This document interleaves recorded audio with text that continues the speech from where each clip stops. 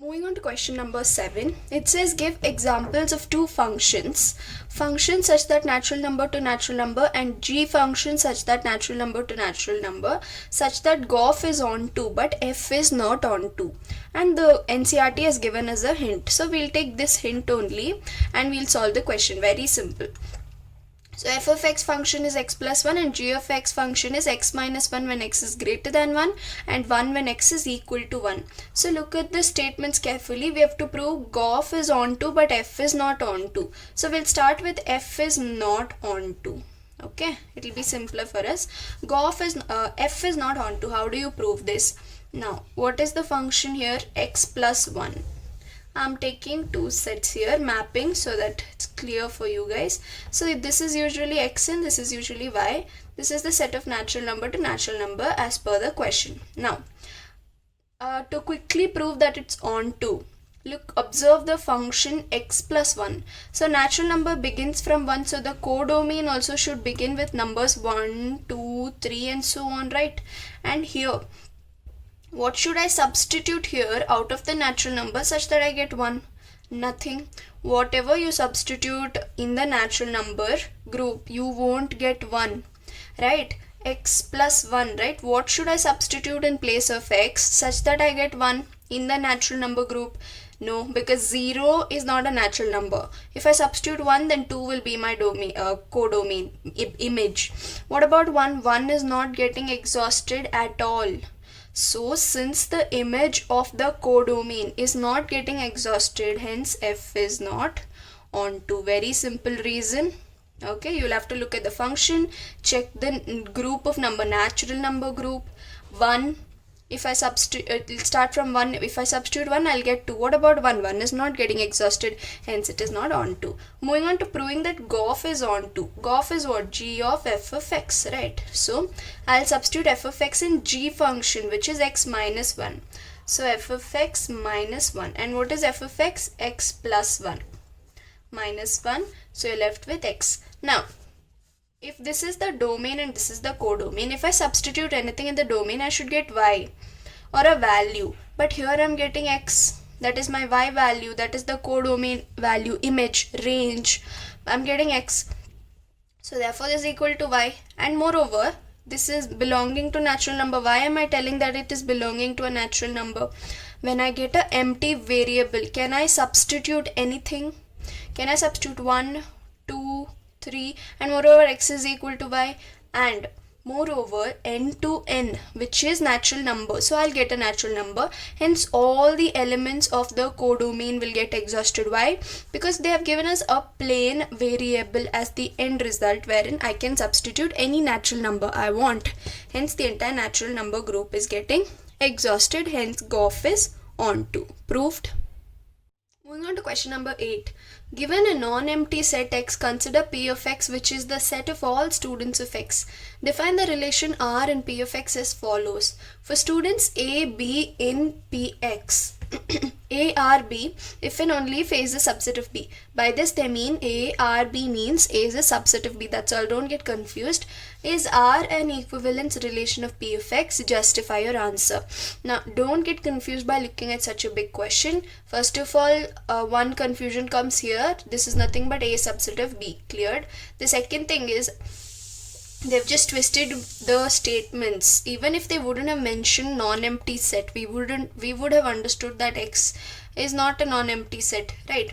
It is a students of x, right? So x is the group of students and P of x is a function. That's it. Don't worry about that. Okay, now you have to check if it is an equivalence relation. Very simple. First is what? Reflexive. Okay, to prove reflexive, I'll use the student's element, right? What is reflexive? A comma A should belong to the relation, right? That is, example, I take a student number 1.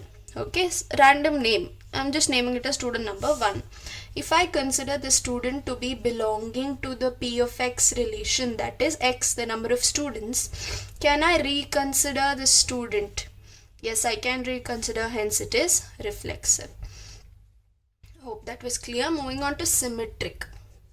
Now what is symmetric? As all of you know, A comma B and b comma a. Both should belong to the relation. Okay, now let us take the example of the sets here. We'll randomly consider this to be two classes, say for example, okay, A, section B. Now A can be the subset of B. Can B be the subset of A? Let's take an example. You can take a random example, don't worry. Say for example, let A have students 1 and 2 and let B have students 1, 2, 3. Don't consider these as students because ideally students cannot live in two classes, right? Don't worry, just go according to the question. I used the student for reflexive because it's simpler, and I'm using the subset for symmetric. Okay, don't get confused. So if for example two elements are belonging to A, and moreover in the question they've given A is a subset of B. Here in this example A is a subset of B, but B is not the subset of A because all the elements of B is not present in A. Okay, so B is not the subset of A, hence it is not symmetric. Only when it is both the ways symmetric, that is A should be the subset of B and B should be the subset of A, then only this P of X can be called as what? Symmetric, but it's not symmetric now. Moving on to transitive. What is transitive, as all of you know?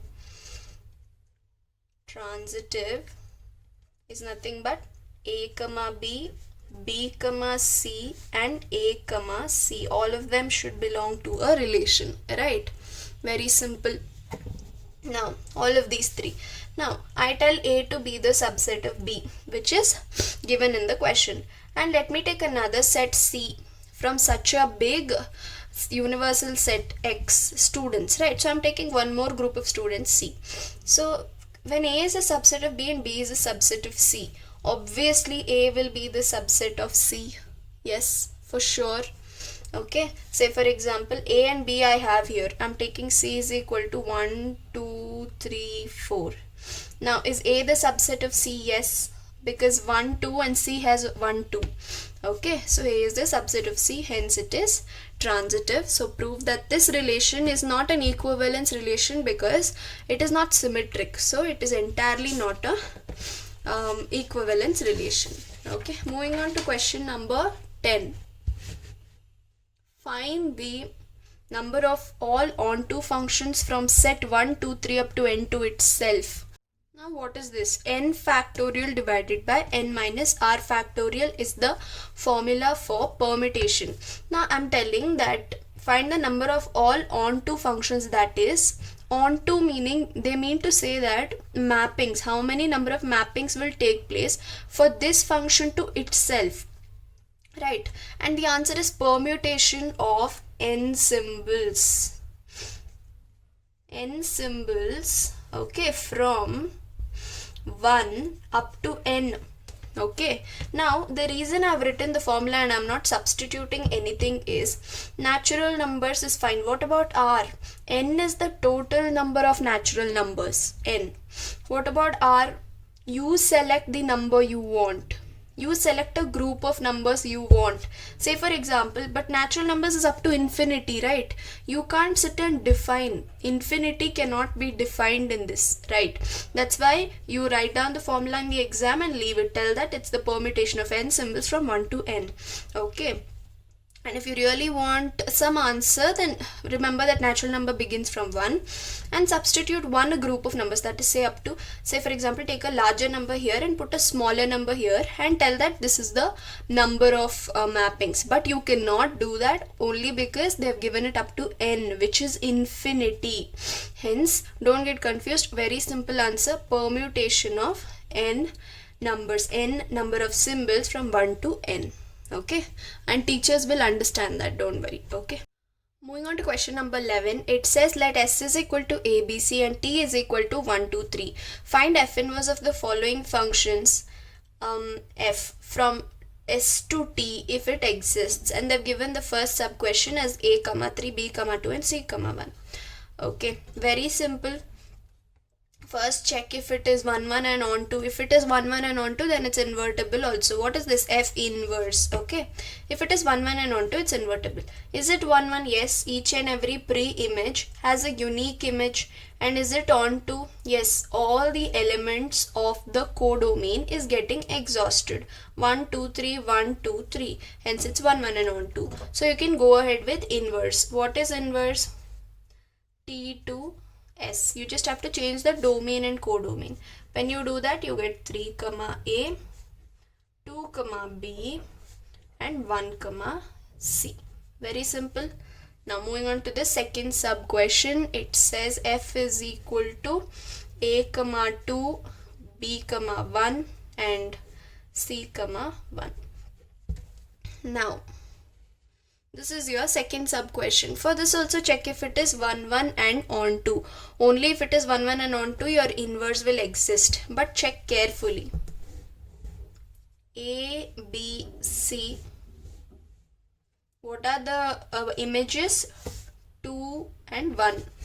You can write only once in the set. Okay, you cannot write twice. 1 is twice here, but I'm writing it only once. So for A, the image is 2. For B and C, the image is 1. So this is a many one function, so it is not 1 1. Okay, it's not 1 1. Is it onto at least? It is not onto also. Why? Not because 3 doesn't exist here, because 3 doesn't exist here in the codomain. But look at the codomain given in the question. It is 1 2 3 and 3 is not existing in the codomain. Hence it is not onto also. Hence there does not exist F inverse for this function A comma 2, B comma 1 and C comma 1. Hope you understood. Moving on to question number 15. It says let A is equal to minus 1 comma 0 1 2 and B minus 4 minus 2 0 2, and both functions f and g have domain as A and codomain as B.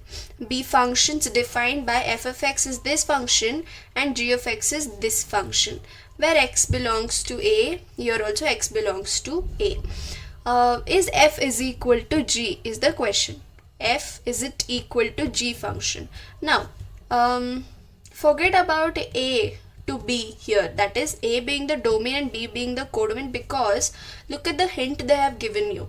For functions A to B and G such that A to B such that f of A is equal to g of A are called equal functions. So small a, that means they are taking the elements from the set A.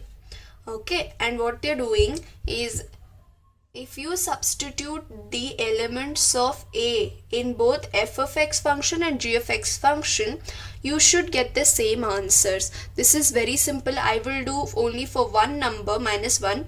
You guys do 0, 1, 2. Okay, and check if you're getting the same answer. I'll show you how. So f of x is equal to x square minus x and g of x is equal to, I'll do it parallelly so that it's simple to compare the final answers. This is the functions I've given you. Now they're telling f of A is equal to g of A. F of A, that's minus 1. I'll substitute f of minus 1 here. Minus 1 the whole square minus 1. Minus 1 because the element itself is minus 1. So what is minus 1 square? 1. And what is this? Minus into minus plus, and you're left with 1, which is 2. Now I got 2 here. Will I get 2 here? Let me see. When I substitute minus 1 only, f of A is equal to g of A. So I'll take minus 1 only. 2 into mod of minus 1 minus half minus 1. So do the LCM here. Minus 2 minus 1 divided by 2 minus 1. Minus 2 minus 1 is what? Minus 3 divided by 2 minus 1. Okay. Now cancel this. And what is mod of 3? 3 minus 1 is what? 2. So both f of x and g of x, that is f of A and g of A, I'm getting it as 2. Hence f function is equal to g function. Similarly, you guys substitute f of 0 and check if it is equal to g of 0. Substitute f of 1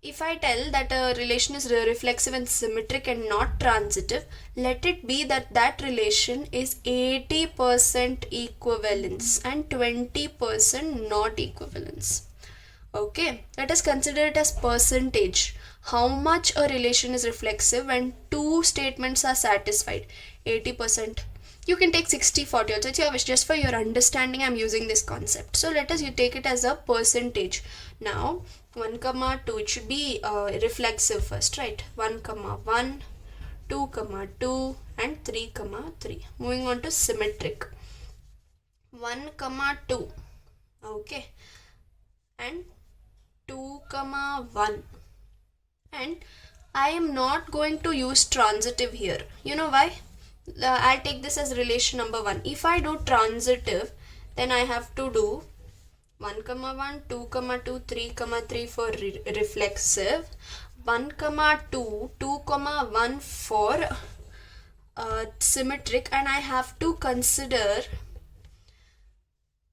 1 comma 3, 3 comma 1 also.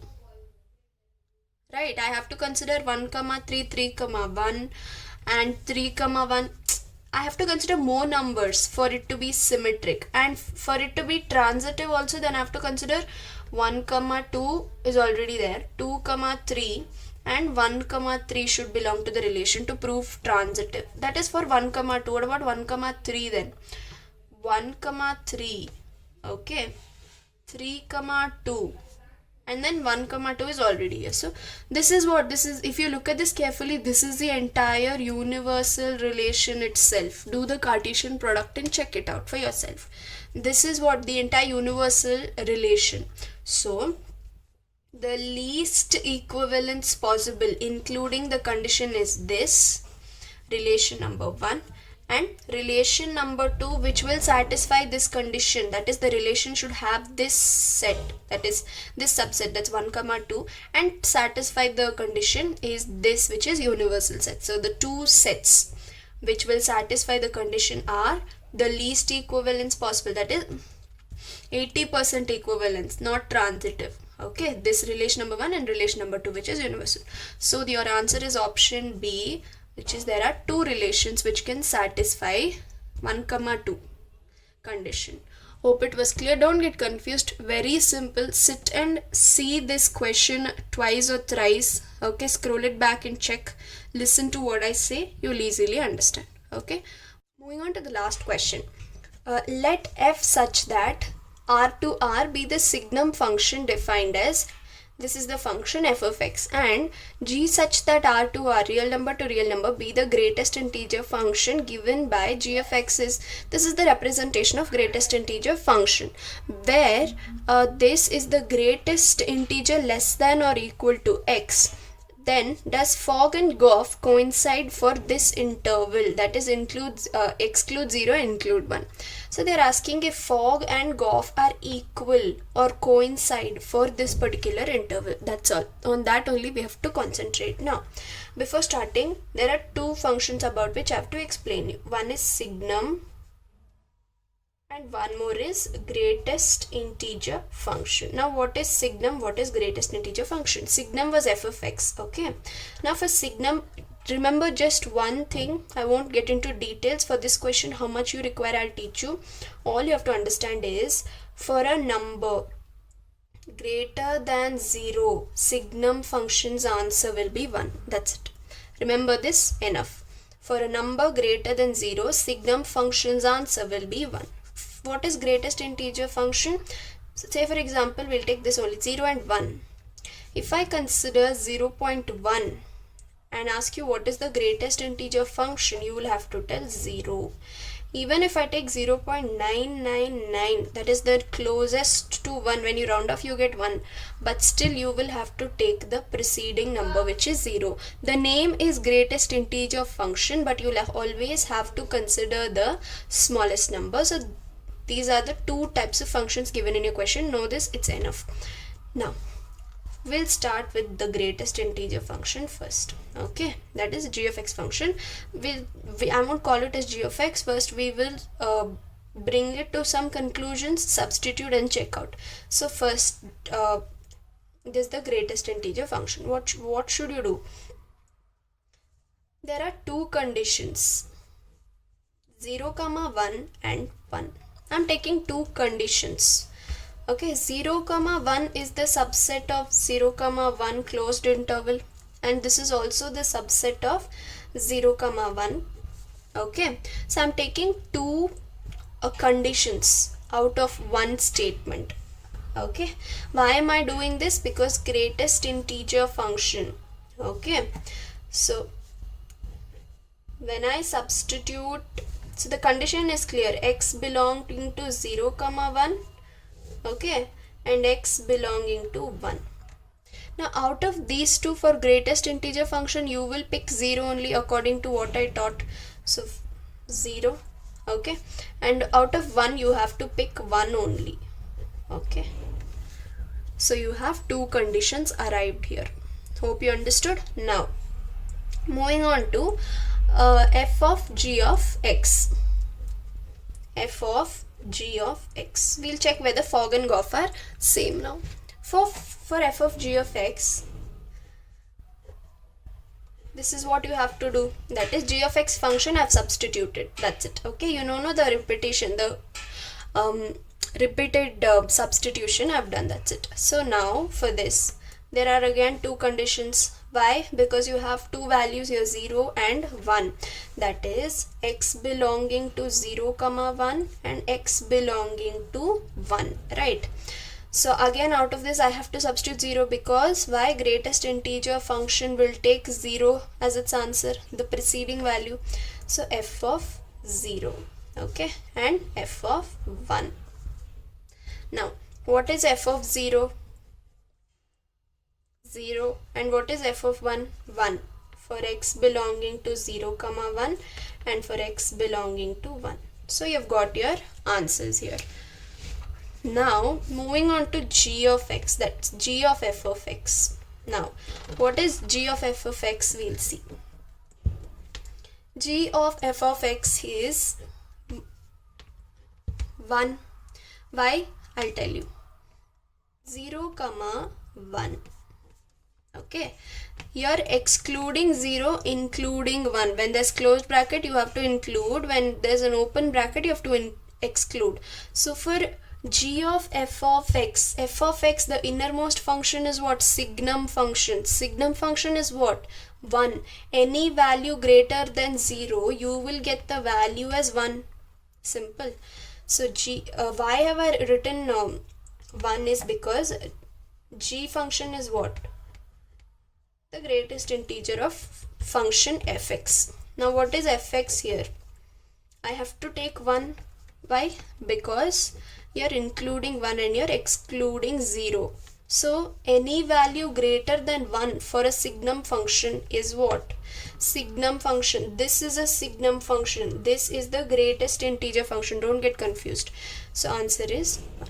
So observe carefully.